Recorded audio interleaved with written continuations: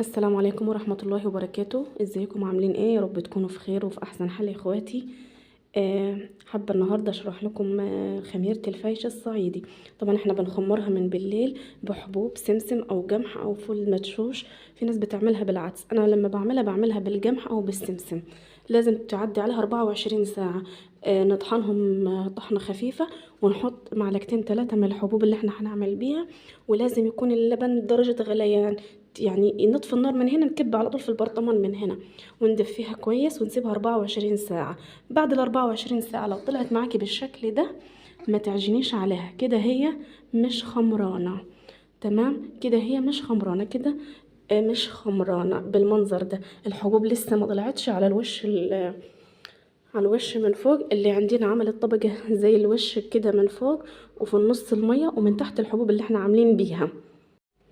دي كده واحدة. انا عملت برطمانتين، البرطمانتين طبعا هوريكم البرطمان التانية. وبرضو لو طلعت بنفس المنظر ده ما تعجنيش عليها، لان برضو هي مش خمرانة. شايفين الشكل؟ احفظوا الشكل كويس. هنا ادي الاتنين، شايفين؟ واحدة عملت طبقة جبن، بعدين مية، بعدين الحبوب من تحت. كده برضو مش خمرانة. التانية هنفتح طبعا دي ونشوف شكلها على الوش ازاي. هنفتحها مع بعض دلوقتي. بصوا منظرها، هيكون قطع جبن، ما فيهاش الحبوب. الخميرة الناجحة بتبقى حبوب بالجبن من فوق. فاهمين ازاي؟ يعني وش سميك كده، ومن تحت المية اللي هي زي الشرش. شايفين التانية؟ المية من فوق اللي هي الشرش، وبعدين القطع اللي هو الرايب، اللي هي رابط اللبن يعني، وبعدين الحبوب من تحت.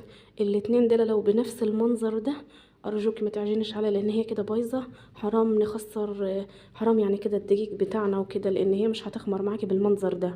هنزل لكم فيديو تاني ان شاء الله بالخمير الناجحه، وازاي الطريقه من الاول للاخر. فاتمنى لايكات كتير وارفعوا الفيديو. شايفين الوش من جوه ازاي؟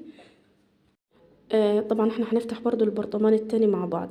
بالله عليكم لايكات كتير كتير كتير واشتراكات ان شاء الله، وصلوا بينا على النبي كده في الكومنتات عليه افضل الصلاة والسلام. طبعا ادي كده، دي هي كده، ما تعجنش عليها.